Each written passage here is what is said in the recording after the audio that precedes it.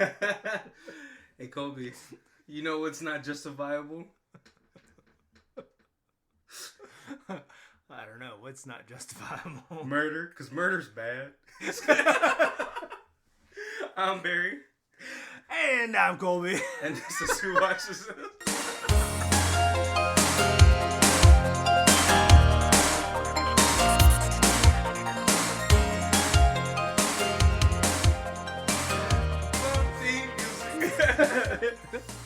I swear, one of these days, guys, we are going to be able to do that opening, that cold open, without laughing. Right, yeah. It's going to be a serious movie, though, I think. Yeah, exactly. No laughing before Schindler's List, you know? And also, we're never going to have the Liam Neeson month where Schindler's List is on the... It's going to be Taken 1 through 3, and then Phantom Menace. Yes. What's going on, guys? So we are on the third movie of our musicals month. Yeah. And we did the movie Cannibal The Musical. Directed by Matt Stone and Trey Parker. Oh, wait, no. Did I get that right? Yeah. Oh, Matt Stone and Trey Parker. It's actually, it's a piece that they did before South Park. Yes. Before they it was kind of almost like a college movie. Right. So, is it really? Yeah. Oh, I guess. Yeah, because there was a rumor that he got kicked out of college because he skipped so many days.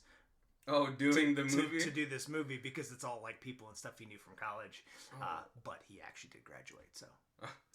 Well, this is probably like one of the better college movies I've probably seen.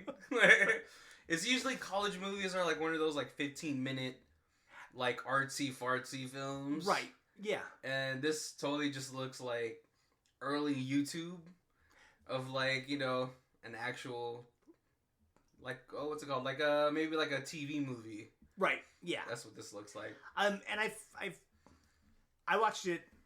I streamed it, and I've also watched it on DVD. Apparently, it originally came out on VHS, and VHS is a little longer and a little not as well cleaned up. Okay. And then they kind of digitally remastered it, and they kind of edited it for content a little bit to release it on DVD, you know, for audiences, and so people complain about the VHS and was like, this isn't very good, and then but the DVD is the only way I've seen it, and so. So Colby's pretty much saying that if you guys have this on VHS, give it another try. Right. On DVD. Yeah. And I would like to see, you know, really what the difference is. So I'd probably watch it on VHS if I could find a copy somewhere. I still got a VHS machine. I don't know if it hooks to my TV. No. Okay. At this point, I think you have to get like adapters, right, or whatever. Or you know, I'm pretty sure you can go to the Goodwill, get a CRV TV for like $5.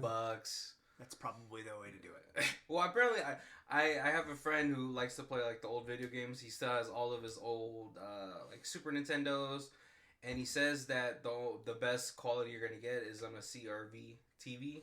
Okay. And if you guys don't know what a CRV, is a TV. A CRV TV is a tube television where when you ask your friends to move, you would need two of you to pick that bad boy up. Yeah, in my upstairs loft, we have a TV that's like that, and we've thought about replacing it with a flat screen, but I can't carry it downstairs, so as long as it still works, it'll just stay there.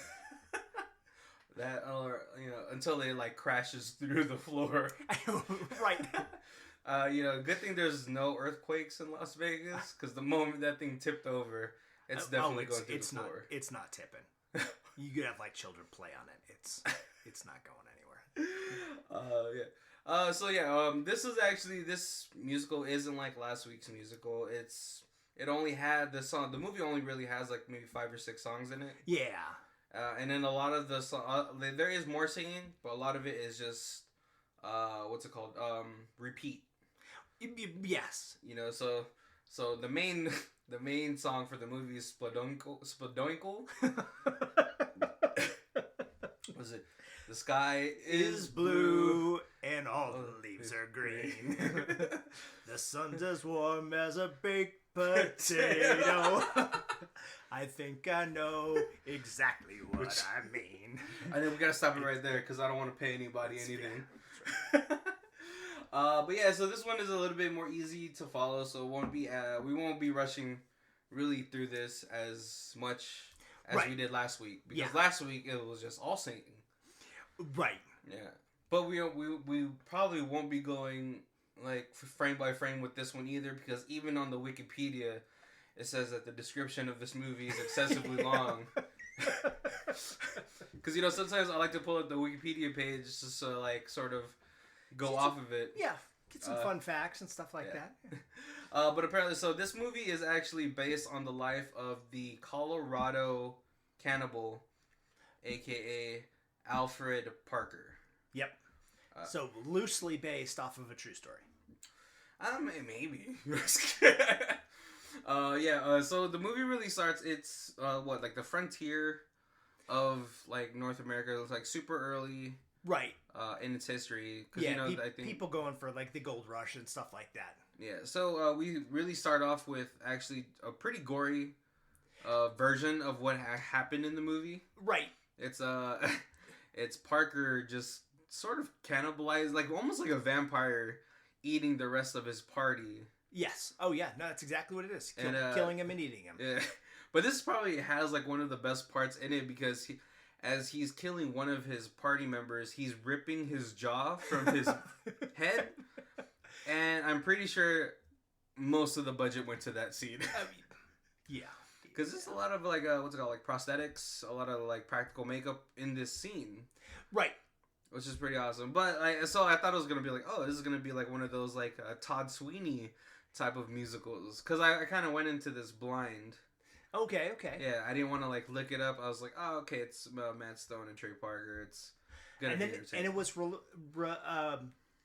released, like produced and released by Trauma Video, which is Toxic Avenger and Surf Nazis Must Die and Sergeant Kabuki Man. So it's got those high quality special effects have been brought right over to this. Well, a lot of it's runoff from Toxic Avenger. Yeah. But yeah, and so that's what I'm thinking the movie's gonna be. But then we actually cut back to a courtroom, and the prosecutor is just reenacting what he feels like happened on the mountain. Yeah.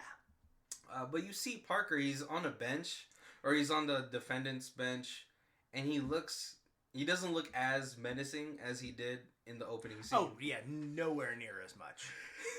Maybe it's because he has this felt beard on. Like I was watching it from far away, so I didn't notice it. But then the moment I sat down on my couch, you could see the separation between the beard and his actual skin. So yeah, there was definitely more budget on prosthetics than there was on beard glue. But we find out that he's actually standing on trial for everything that happened at the mountain.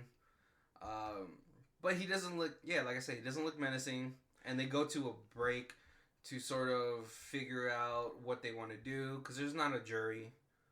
It's just the judge. The judge, right? Because it's a small town. It's early settlement days of North America. So he goes to his prison, to his holding cell. And then and this is where it actually gets really progressive, because this is during like the late 1800s, and we have a female reporter, right? And I was like, oh, that shouldn't be here. Well, I don't know how many women were like reporters from back then. Yeah, I'm not sure. And like she says she's from the big town. Yeah. So she must be from Colorado. She's from Denver. So Denver, yeah. Yeah, because she's actually writing for the Denver Post. But the only reason I said this is because I'm pretty sure at this moment in time, I don't think women were still like allowed to vote. I don't know when women's suffrage was. That wasn't till...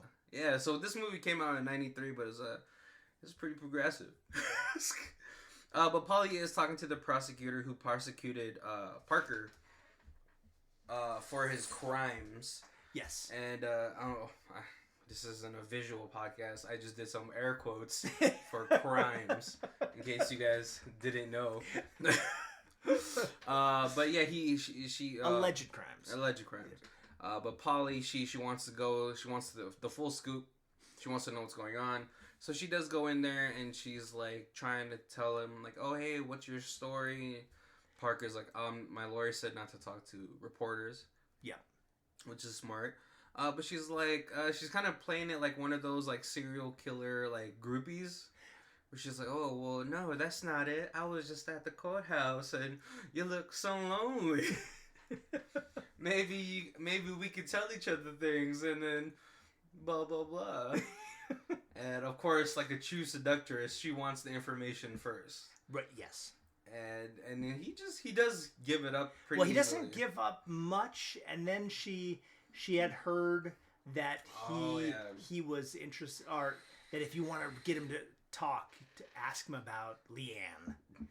And so she asks him about Leanne, and that's kind of when he flashes to the first, his side of the story flashback on how the story all began.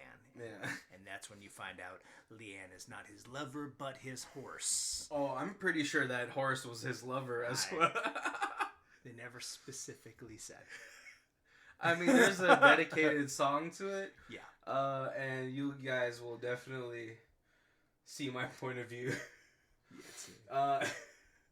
Okay, so yeah, we do go to the flashback. We see a much less grizzled version of Parker. Oh yeah, clean cut, a little bit younger. Yeah. Kind of looks like Tommy Wiseau's younger brother.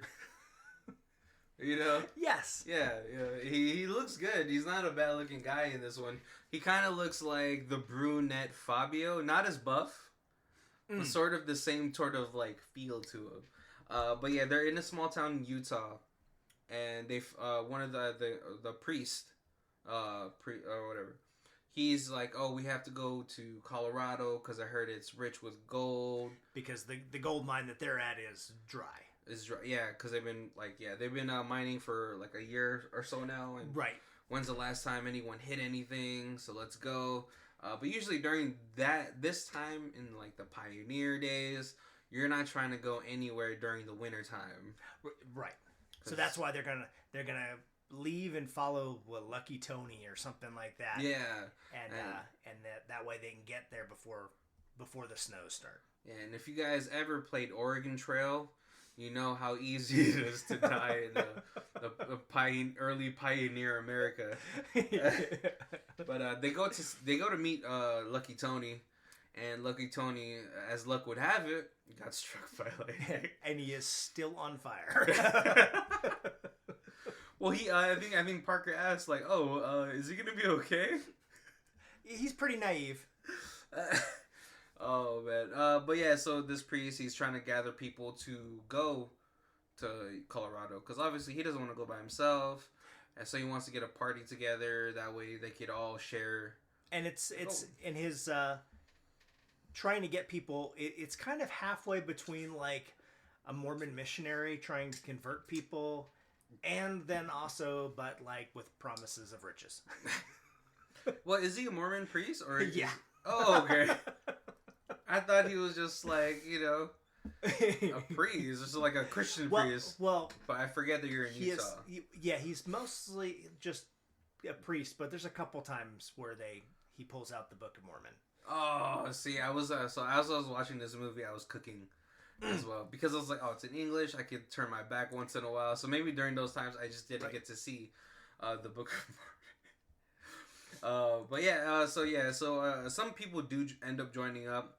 It's one young kid, a butcher, right, and just like a couple people. And there's a family of like brothers, and they're like, hey, to one of them, you're the oldest one, you have to go down there, stake your claim, and then in the spring we'll come down and help you mine all this gold. And so but then what's it called? Parker ends up having to be the guide because his friend is like, well, hey, Parker used to live in Denver or Colorado, right? Because Leanne used to like Colorado, and so he would just ride her all over the place. But yeah, so he ends up being roped into being their guide because, well, he's been to Colorado before, so they feel like he must know the way. Right. Still, up to this point, I still think it's amazing that a lot of people did this without a GPS system in their pocket. Right. Because they're only going one state, and he's like, oh, how long is this going to take? And he's like, it should only be like 3 or 4 weeks. And they're like, oh, that's it? Let's go. Yeah.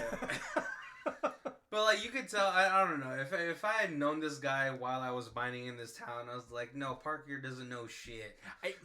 Right. I've seen him get lost getting to his home before. Yeah, so he feels like the type to not really know what's going on. He's probably, like, because he's had Leanne for so long, he's probably just ridden her to where she takes him. Yeah. And then he's like, yeah, I'm here now. Right. Yeah, because he even makes a joke about it a little bit later. They're like, this seems like it's taken a long time. And he's like, I've never walked it before. Well, that's what I thought. I thought, like, so they're gonna, like, have, like, this, like, I think they're called, like, a caravan. Right. Or something, like horses, and they have that little, like, what's it called? That... like a wagon. A wagon. But no, it's just all of them walking, and him walking his horse. Which I would have been like, I'm gonna be on my horse. Right. Hope you guys have. And they're horses. all carrying like all the mining equipment, so it's not even like the horse isn't even like a pack animal. I know, because then you could have just had the horse get like one of those like donkey carriages, and then have him pull it. That way, at least you guys are light on your feet. Yeah. But these guys are probably holding like 30 to 40 pounds of gear. So yeah, it didn't take 3 weeks. They do get to a town where they like restock, they buy food, they resupply. Right, because they had been lost for a little bit, and they finally find a town. Yeah, but it's already been 3 weeks before they find that town, so and they're not even to Colorado yet. No. I think they're halfway to the state line. But yeah, they do end up going to this town to restock, to replenish everything. They run. Parker runs into some trappers. And at first, like, the trappers, like, they like Parker's horse because it's, what's it called? An Arabian. And he's like, oh, that's a trapper horse. Yeah, so he feels like they have, like, this kinship. Like, oh, you must be a trapper, too. But when the rest of the party shows up, they're like, no, we're diggers. And he's like, what? A trapper horse with a digger? She's gonna leave you. Yeah, so they end up sort of getting to this argument, but then they end up just leaving, going each other's way. And so they camp up at some, like, cliffside. Yeah. Or something like that. I don't know. I'm not a big avid camper, but I don't think you would camp on uneven ground. Right? Just because, like, what if someone's, like, a really, like, what's it called? Someone that moves a lot in their sleep, he just rolls down the hill. Right, yeah. But they end up, this is where we get the we get the second musical piece, where it's All I Want. Or All I'm Looking For. They what's it called? The priest, he wants to build a church. Parker wants to have a ranch. For his horse. Horse. His horse? The youngest kid, he wants whores. Yes. Yeah, he just wants a lady. He's like, I got this thing and I know where I want to use it. I think that's one of the lyrics for that song. And it's great because also the main guy, Parker is like, what? Because he's not specifically saying it, but he's very strongly. Well, Parker's the only one that doesn't get it. Yeah, right. Yeah, because everyone's all like, ha ha ha. Yeah, they're like, oh yeah, you're gonna have money, and so you're gonna be able to do that whenever you want. And Parker's like, what? Do what? Yeah. They all get into a song except for the butcher, where he's like, I don't do singing. Right, he's the grumpy one. Because he's the one that's always in timeout. Yeah. And so the group did establish that during their travels, they're like, if you offend anyone or if you can't get along with anybody, you have to stay 20 feet away from everybody because you're on timeout, mister. Yes. Yeah, that's the overly positive guy who just... Yeah, Swan. Swan. Yeah. Everything is just like silver lining on everything. Yeah. But he's probably like the best character in it. He's just like he's so optimistic, and I feel like you need somebody in a party that's gonna like always try to lift everybody's spirits. Right. Yeah. Because otherwise, everyone is gonna kill each other. But yeah, and so they go to sleep. They wake up in the morning, but Leanne is missing. She's gone. She's gone. Parker is devastated because it's a horse that he's had ever since he was young. And so he tries to convince the party to go, like, look for Leanne, but, like, no, we gotta leave. We gotta make time because we're already 2.5 weeks behind. But one of them says, like, oh, look, the tracks look like they're going this way, and it's going towards Colorado anyway. So let's just follow those tracks. Right. They do end up going to the Colorado River, which I think at this point they called it the Green River because of its color. Yeah. And so they make the plans. But before they get there, the priest steps in a trap. Oh yeah, he does. And this is probably the funniest part because one of them tries to get the trap out of him, but he keeps like losing his grip, and it keeps re-entering. Yeah. And then we see them at the Green River, and I'm pretty sure at this point his leg should start to get infected because he's washing his wound in the river. In the Green River, yeah. In the Green River. But yeah, so they do make plans to cross it. But it's pretty faulty because they're like, hey, one of you goes in, and then we'll go in, and then we'll at least be able to catch each other. And I was like, I don't think that's how it works. But there's like the stupid funniest line there is they're like, but how deep is the river? And he takes a big stone and he throws it in, like most movies when you throw like a hole, like a stone into like a well or into a crevice, and you wait see how long you're gonna hear it to guess how deep it is. Yeah. But it's a river, so like they all just stand there for like 30 seconds waiting for the sound. Hey, I don't know if they didn't realize that you do that to like see like where the water is, not how deep the well is. But they do end up trying to cross it. They get washed up almost to the neighboring, like sort of the four corners of like a state. Right. Yeah, because like every time like some there's do weird movement, they do the typical like the map, and you can kind of watch their little trail on the map. Yeah. So they end up going all the way to the edge of the both states, before they can finally get out. At this point, they're like, well, it's almost nighttime.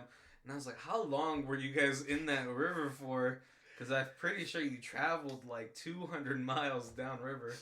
But they end up getting out. I guess it was before nighttime. And then they end up having to sleep naked with each other. Right. So they don't get hypothermia. Well, like, take off the wet clothes and all cuddle together. Well, they were like, we got to get some body heat going. And one of the guys mentions is like, oh, I never thought in this trip I'd be sleeping next to a naked man. And the virgin kid, he's just like, well, I'm just thinking that he's a nice, soft woman right next to me. But he keeps like accentuating. He's like, yeah, it's a nice naked woman next to me. And so the guy next to him just leaves. Just naked, just gets up. It's like, screw this.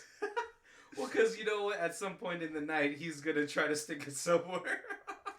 Yeah. But in the morning, what happens in the morning? They end up... So that's another song.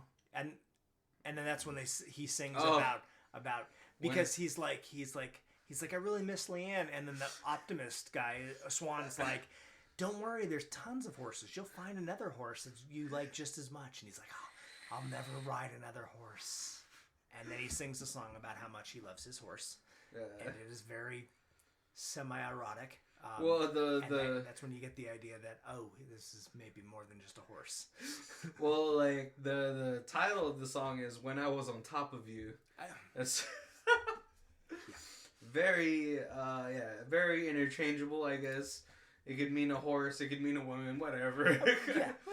But then we do hit the morning time, and then they end up going to they end up getting caught by, air quotes, Indians. Yes, the Ute Indians. Who are just Japanese people. Like, I don't know where this came from. I don't know if, like, if this is like somewhat historically in there. You know, like maybe because you know, like I think during this time they were bringing over like Chinese people to build railroads, right? And so maybe there's missing some pages in the history book, and they were just like, well, let's make the Indians Chinese. Or maybe, you know, like it's a college film, and he's like, I don't have any Indian people in my class. But, you know, Mr. Tamashiro at the sushi shop that I frequent is a big fan of me. He talks like Long Duck Dong. Let's bring him into this. Oh, man. So, yeah, so they end up getting caught by these Indians. They go to their camp, and the chief is like, yes, we're Indians. We have teepees. And he has like the headdress on. Yeah. One of like the little Indian, like Japanese girls comes from behind a tent, and the virgin kid is just like trying to make eyes at her. Yeah. I don't think she gets it though. Oh no, she doesn't, and she doesn't speak any English. Yeah. All she says is, "Oh, it's very interesting. That's very interesting." Oh, that's the only thing you ever need to tell a man anyway. Pretty much, know? Yeah. Oh, yeah. I'm so interested. She's super in love with me. But yeah, so the chief does tell them like, hey, stay at the camp. There's gonna be a big storm over those mountains. Right. You guys just won't be able to make it. Yeah, and then that you could stay with the other white people assholes. The other assholes who are here, and it turns out to be the trappers. Yeah, and at this point we get the trapper song, which is probably to me the best song. Yeah, I think clever. It's fun, but yeah, Frenchie does make fun of Parker. He's like, "Oh look, you don't have your horse anymore, ha ha ha, you suck." But they end up going to sleep. They find out that in the next morning. It might have been a couple like weeks, right? Right, because it seems like they're for a while. Yeah, because Parker does end up learning some karate. Yes, I'm pretty sure it's karate. I don't. But you know, he's like, "Hey, how do you think? How long is it gonna take for me to learn this so I could beat up 2 big men and then one short but very aggressive man?" Which is the trappers. Yeah. And, you know, the chief tells them this is not to become a bully. This is for you to defend yourself. What? You're so silly. Just to remind you guys, this movie was made in 1993. Right. So you can get away with all that. But yeah, so he ends up finding out that the trappers have already left that morning. Right. And so Parker he wants to follow the trappers because he feels like, you guys have my horse. I know it. Yeah, and so he convinces his crew. He's like, well, trappers know weather, so they obviously know that there's a break in the weather, so we should go now or we're going to get stuck here the whole winter. Yeah. And so they start to go through the mountains, but they're there for 3 weeks? Yeah. And at this point, they're starting to get delusional because they're running out of food. At some point, they have to eat their own shoes. Which is a legitimate pioneer technique. I'm not sure I would do that in the snow, but I guess you eat the shoes. The leather and the salt will keep you going for another day. Yeah, but you know, at this point, you know, Swan is probably the only one that's trying to keep everyone's spirits up, and this is where Disney actually got the idea for "Do you want to build a snowman?" Because, you know, he's like, let's build a snowman, guys, and call it Shannon, who's the butcher. And, you know, we get this, pretty sweet dress up. Because every movie needs a wardrobe scene. And this snowman does get it. Yep. But at the end of his song, the other guy takes his pickaxe and kills that snowman. And he's just like... Not just a little, but a lot. A lot. Yeah. It is a crime of rage. But yeah, so they still end up going, they travel a little bit more, they start to get more antsy, and then at one point when when their spirits are really down again, Swan tries to sing again. Then they find a sheep, and they go to try to kill the sheep. Oh yes, but even though they're all starving to death, they're all too cowardly to shoot the sheep, even the butcher. Yeah. And so Okay, no, sorry, good. Oh, and so throughout this whole movie, they said like, don't go in the mountains, you'll find the Cyclops. Right. Yeah, that's one of the dangers of the mountains. Yeah, and so yes, while they tried to kill the sheep. Yeah, so Parker's like, I can't watch, and he turns around, and right there behind them is a one-eyed soldier. A southern soldier. And he lost an eye from the Civil War. The Civil War. I don't know.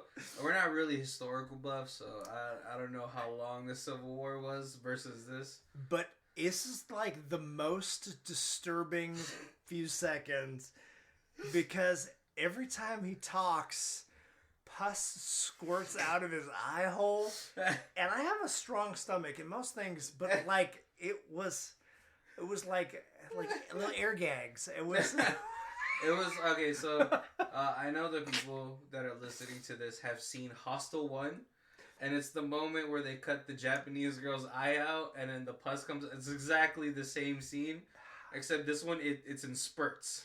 Are you guys staring in my eye? Squirt, squirt. But yeah, he asked the boys, are you Union boys? Because I'm gonna kill you right now. Yeah. And he's like, no, we're from the South, Florida. I think it was Florida or Georgia. Right. And he's like, oh, nice Southern boys. And then he sings a song, which Home in Dixieland or I guess it's a song that every Southern boy would know. And he was waiting for them to join in, and they didn't. And yeah, there's like a little 30-second pause between him singing it and ending it, and he goes, "Y'all ain't Southern boys," and they end up running away from him. Yeah. And so at that point, now they're really antsy. They're starving. It's been at this point 3 weeks, I believe, 4 weeks. Right. The virgin kid is like, oh man, I'm never gonna get laid. One of the two starts to get into a fight, but while they're getting into a fight, the virgin kid's like, I'll never get to do it doggy style. I'll never get a blowjob. Which is like the number one thing you worry about when you're starving to death. I guess if you're dying a virgin, maybe those are the things that listen, Colby. There's are haunting you. There's a hole in that party that's willing to take it. Oh no, okay. But at this point, Swan, he tries to uplift them, and so he starts the first verse of "Do you want to build a snowman?" Yeah. But at that point, Bell, who's the priest, pulls out his gun and shoots him in the face. Yeah. Which I also understand. But yeah, they set up camp right next to his dead body. and they keep zooming into his face, which is like pretty funny. But then they get to talking about how the people, they're like, oh, we should have went to California. One of them mentions like, nah, that's how the Donner Party happened. Right. They all ate each other as they died off. And then they looked at Swan's body, and they're like, oh man, are we about to do this? Yeah, they are. Yeah, and they feasted heavily. Yeah. Well, for some reason, one of them is just eating his whole arm. I don't even think he cooked it. Right. Yeah, it's not like the movie Alive, where they're like, I will cut a small chunk out of this person's leg. No, this is like, which limb do you want? Yeah, he's eating it like a turkey leg. Yeah, yeah. Parker, he takes a bite, but then he watches the guy eating the whole like arm, and then he just throws up and goes to sleep. And then he starts to have sort of like I'm guessing like a fever dream. Yeah, yeah. And he's for some reason in really tight tights. And it's like balleting. Yeah, he's balleting, and then the Frenchie comes in and he starts balleting as well, stabs him, and then it's just the nightmare sequence. Yeah. And so at this point, oh god, what happens after this? So after that, they walk a little more, and you get to the so throughout this we get a couple flashbacks to the courtroom, and so here, like I think about here is where the judge sends him, yeah, and then you get a song from the girl who's like, after hearing his side of the story and looking at him and thinking he's like cute and very unmenacing, she sings a song about how her life would be better with him and blah blah blah. Which is like, again, a very serial killer groupie mentality thing. Yeah. That's happening right now. But yeah, they do end up going, what's it called? They end up eating the kid, or Swan. Right. And then, like, immediately after Swan is done being eaten, they're like, we're out of Swan. Uh-oh. Well, we should sacrifice one of us, because by sacrificing one of us, the rest of us could live. Yeah. And so that's when they start this kind of debate. They're like, hey, should we sacrifice the priest because he shot Swan? And he's wounded anyway. Right. Or should we sacrifice Parker because he's the one who got us lost? And that's when Parker's like, oh, but we're on the final hill. And they're like, we're not walking anymore. Yeah. And he's like, okay, well, I'm going to run up to the top of the hill and I'll take a look and I'll let you guys know, because by the top of the hill, we should be able to see stuff. Yeah. And so he does. He pretty much gets himself out of that situation. But as he's leaving, he's like, don't kill each other and don't eat each other. Yeah. I'll be back. But when he gets back, he finds everybody else dead except for the priest. Right. The priest is like, oh man, I was just trying to defend myself. They were going to kill me, as he's dragging more log for the fire. And he's like, but don't worry, man. We got meat until next summer. Woo. And as they show the dead bodies, all the dead bodies are missing limbs. So he's already been eating them. Yeah. But I guess it's snow, so the meat will stay frozen. Yeah. But Parker, he's like, I don't know about that, Hoss. Let's just go get somebody. They should be able to understand, because it was just self-defense. But the priest is like, oh, but then I can't open up my church. It's like it's a gradual descent into madness, Yeah. And then so the infection has taken over his mind. But yeah, so they both sort of just start to arm up with each other, with knives and stuff like that. Yeah. But before the priest can get the jump on Parker, Parker hatchets his face, which is actually a pretty cool scene. Like when he turns around and you see it in his face, falls down. Parker thinks it's over. He pops back up, and it's like, oh my god! And he sticks him in the eye again. Well, no, he gets shot. Then. Oh, he gets shot. Yeah. And then he pops up again, gets stuck in the eye. In the other eye. And then he's like, and while all this is happening, the music is trying to come up so he can start singing a song about it. But he keeps popping back up, and then he does the pickaxe to his chest, which is the final piece. Right. And so after that, Parker does wander a bit more until he finds a village or like an Indian tribe that cleans him up, and then takes him to the next town, to be with his people. Right. And then this is where they find out, like, the sheriff is very suspicious of Parker, because he's like, where's the rest of your party? I know you're not traveling alone, especially without a horse. And so the sheriff wants to go up to the mountains to investigate. While this is happening, the trappers see Parker, and they're like, oh, hey, looks like you made it down here 2 months too late. Parker does notice that Leanne is with them. Yep. Hussy horse. But the Frenchie, the leader of the trappers, is just rubbing salt in the wound, because it looks like I made it out here with all the people I set out with. What about you, Parker? And I think, is this where he gives him this lie, like, oh yeah, and then this is where he rides Leanne out. Yes. And he's like, how about I just give you $8 for this horse? And at this point, Parker is just super sad. He's like, forget about it. She's already with you anyway. And so Parker, he's in the bar, but then the trappers come up to him again, and he's just like, you rode my horse. And then Frenchie's like, everybody in town's ridden your horse. And then this is where they start to fight, but then the sheriff comes in, And he's like, Parker, you lied to me. We searched those mountains and I found all the dead bodies that you ate. Yep. And then at this point, everybody in the bar starts beating him. Yeah, they're all like, what? Cannibal? And they all start, taking turns beating him. And so at this point, this is where we get to the beginning of the movie, right? Because then, like, Parker, he gets taken into custody. He goes into trial. And then this is where we get brought back to the start of the film when the trial was happening. At this point, we return to him and Polly in the cell. Yep. As he was recanting his story, and she's like, "Don't worry, you're not gonna die, and I'll be here for you, during the whole thing." But come morning, he's like, "Hey, where's that lady that always came to my cell?" And he's like, "Oh, she went back to Denver." Yeah, she's a reporter. She finished her story and she left. And she's like, "Oh, hussy."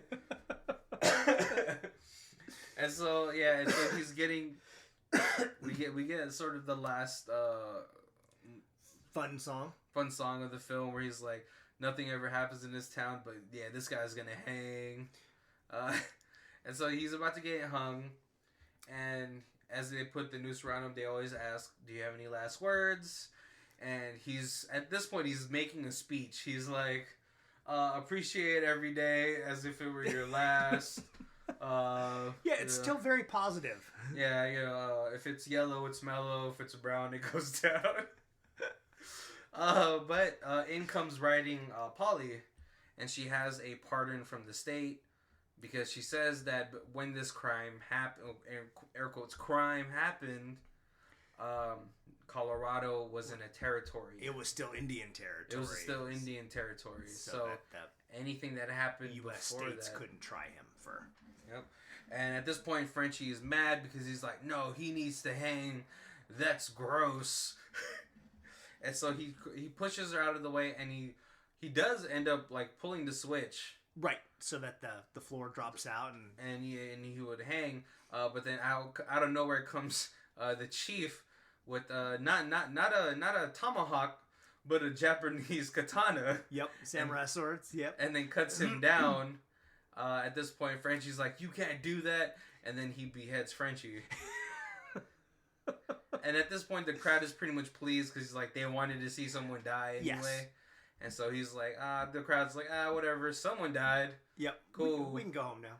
Yeah, and at this point, what's it called? Parker, he gets out of the hole, and then Polly sings the, I need you on top of me song. I don't know.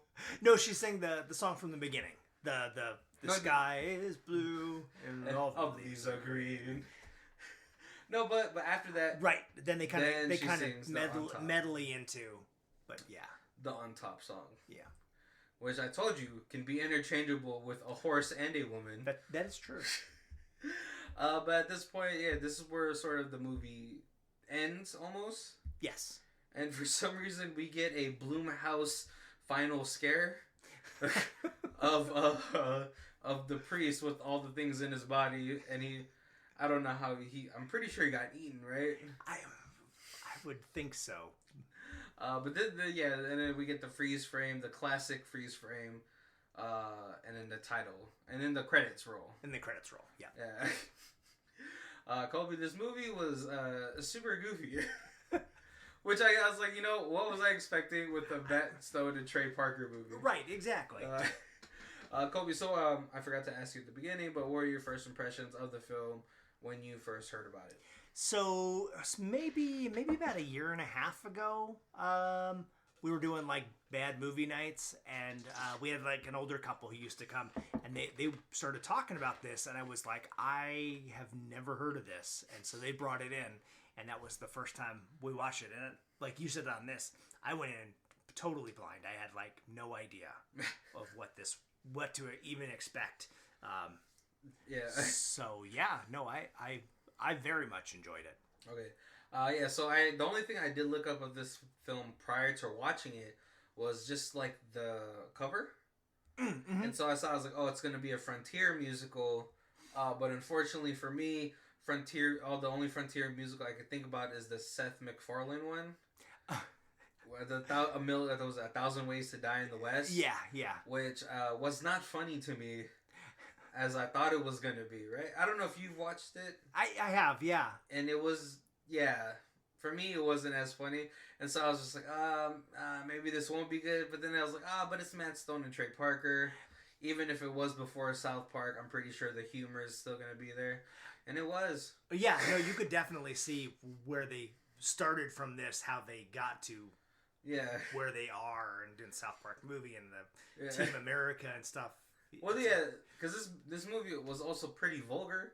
As far as, like, at least that virgin guy is like, I'm just going to think the person next to me is just a nice, soft, supple, naked woman. Or, him when he's like, I'm going to die never getting to do doggy style. So, yeah, like, a lot of it's still in there, so which I was really happy about. So, I was more worried, like, 70-30, that it wasn't going to be good. 70 being good. What was your favorite part of the movie, Kobe? There's like a ton of like subtle jokes, and I love that. Like there's like the part where they first see the sheep when they're all starving to death. Yeah. They all see the sheep and they're like, "Oh, a sheep!"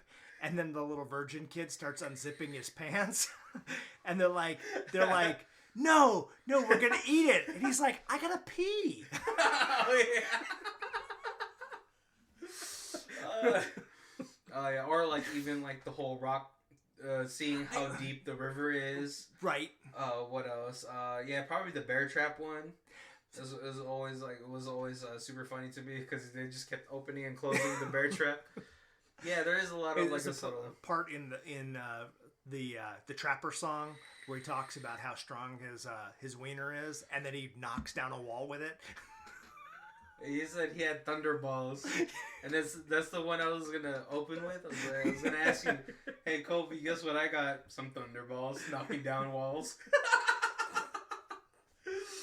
Oh yeah, see the Trapper song is super hilarious.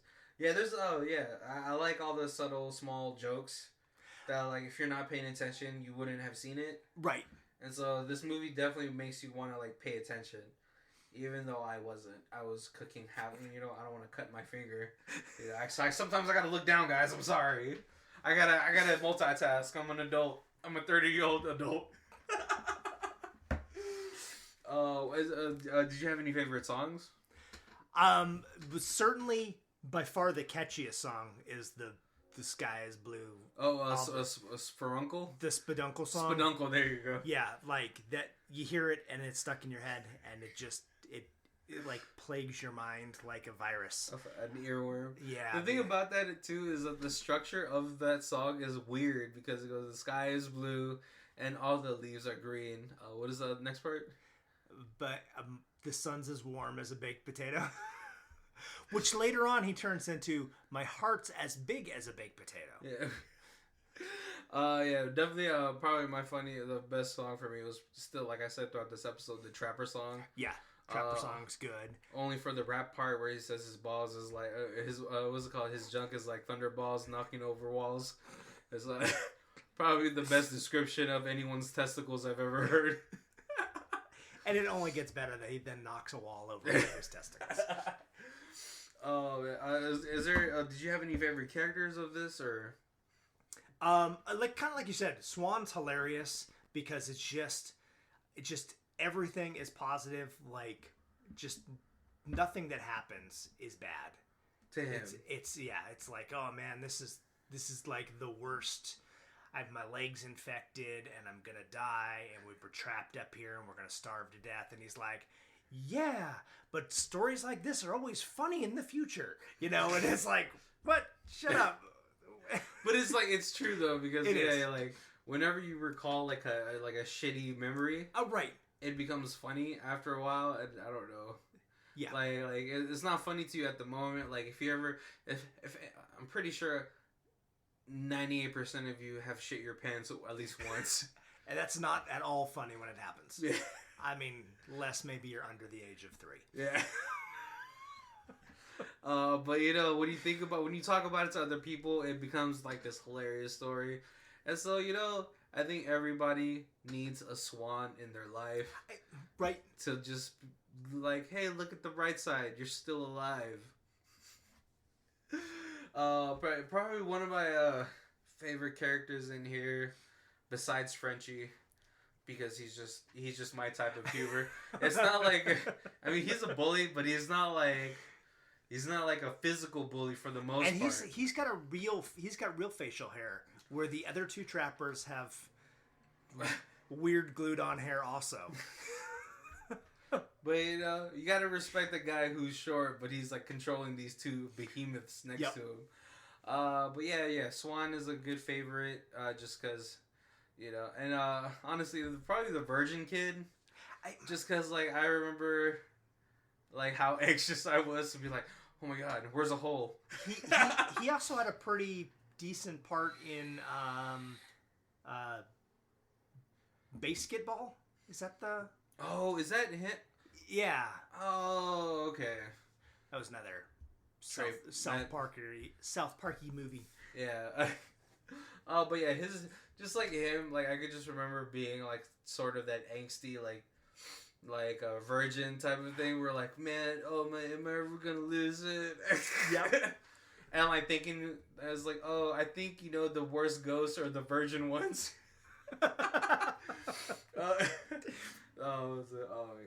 So cool. But the music is pretty impressive, especially for being so early in his career. Yeah. And then he went on. This became a traveling stage play, or like a off Broadway kind of play. Yeah.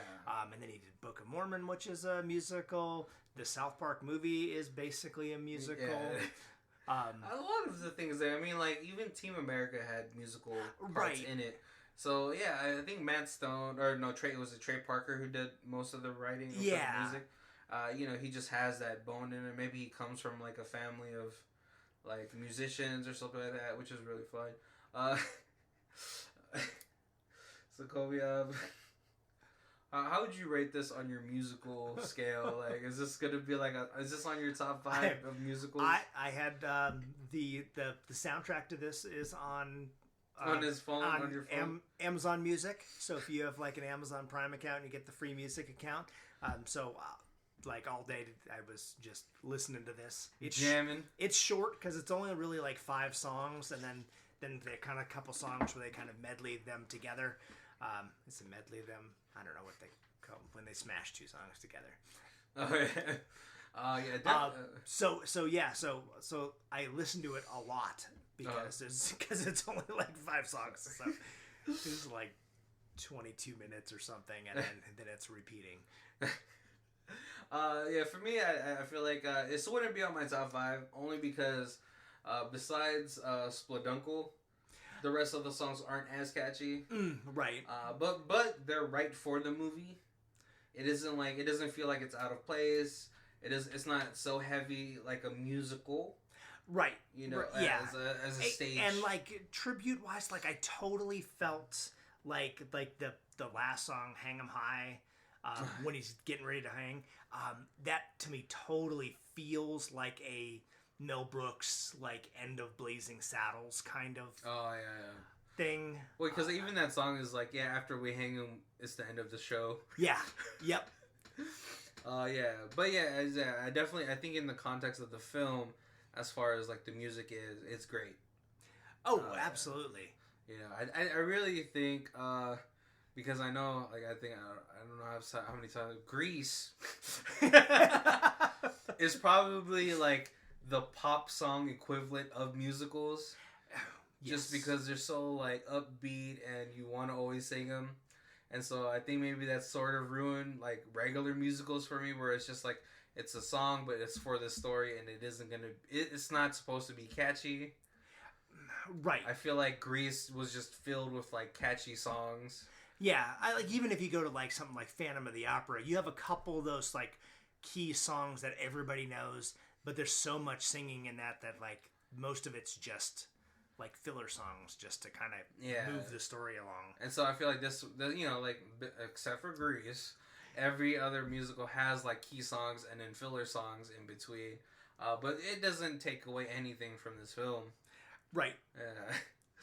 Kobe, so we're going to go to the rating, guys. If you guys don't know the rating system, it's stream it, use DVD, new DVD, use Blu-ray, new Blu-ray, an ultimate box collection. Which, I mean, it would probably be like this, Team America, and bigger, longer, and uncut. See, it would either be that, or it would be this with like Toxic Avenger and get shot out that direction with those movies. I depending on what it came, you know what? No, either way, I think I probably would go ultimate box collection, man. I would definitely go Blu-ray on this. This is fantastic. I could new Blu-ray, right? Yeah. All the South Park stuff's always had fun extras and stuff and interviews about how it was made and stuff like that. I think that would probably be very interesting on this. I'm sure they would put in some kind of mini documentary on the real life person that the movie was based on. That'd probably be pretty interesting of the same name, Alferd Packer. Yep. Yeah. I'd probably get this. Yeah, but I get this like a used Blu-ray. Like if I could find it at a Zia Records. Shout out to Zia Records if you guys want to sponsor us. No, yeah, I definitely it's still like you said, I used to have the Blu-ray of the South Park movie until I just lost a whole bunch of my Blu-rays. But yeah, Matt Stone and Trey Parker, they always put in a whole bunch of extra stuff. I know for this film they would probably have watch it with the filmmaker's commentary. There is a inebriated commentary on something because I saw on YouTube. I was kind of looking and look at the music videos and stuff like that, and other people's reviews. But there is inebriated commentary. So by Matt Stone and Trey Parker. I didn't listen to it, so I'm not sure. Yeah, so yeah, I definitely think it's worth to add to your collection. Oh, I'm sorry, I'm so just drinking Trader Joe's seasonal ginger soda. Shout out to Trader Joe's if you guys want to sponsor. Yes, yeah, we will. But yeah, I definitely it would be a fun add on into your collection. I'm pretty like me. I never heard of the Colorado Cannibal. Right, and I guess I didn't even realize that the first time I watched it, and it wasn't until this week when I actually watched it 3 times this week. Colby doing thorough research. So, but I mean, it's just how many movies can you, or how many ways, how many times? Oh wow, I don't know how to say this sentence. What other movie can you be like? Oh wow. I'm trying to say this the right way. So if you're ever with your group of friends and you're just hey guys, do you want to see a comedy about cannibalism? Right, exactly. Because I think that besides what's it called, Cannibal Holocaust, I don't know if there's a Donner Party movie. I'm pretty sure there's a Donner Party movie. You got to imagine somewhere. They're all gonna be depressing. So you could just be hey, do you guys want to see a comedy about the cannibalism? Well, I guess Silence of the Lambs could be a comedy. Yeah, that's cannibalistic. Yeah, definitely. But yeah, it's gonna be a nice add into your collection. If you like musicals, if you like Matt Stone and Trey Parker, right? Yeah, if you're a South Park fan, this is definitely that same vein of humor. Yeah, and then plus before Colby even introduced me to this movie, I didn't even know they had a music. I didn't even know they produced this movie so far back in their career. Yeah, right. Because I think the first South Park episode was 97. Right. 98 was Mr. Hanky, which is the one they did with all cardboard and took 3 months to do. Yeah. So this is it just shows you they worked pretty hard for their career, even if a lot of you probably don't agree with their sense of humor. I don't know who wouldn't. Oh man. But yeah, I hope you guys enjoyed the show. We are reaching our hour mark. I hope you guys look forward to next week's the last episode for this month. Yep. Which is gonna be Shock Treatment, which is the sequel to Rocky Horror Picture Show. Which I didn't even know they had a sequel to that. And I'm a big Tim Curry fan, you know. Tim Curry's not in it. Wait, no, but he was in Rocky. Yes. Yeah, he was in Rocky Horror, you know. So because Tim Curry wasn't in it, that's why I might have not watched it. Right. I think the only two people that carry over are the maid and the butler. Oh, okay.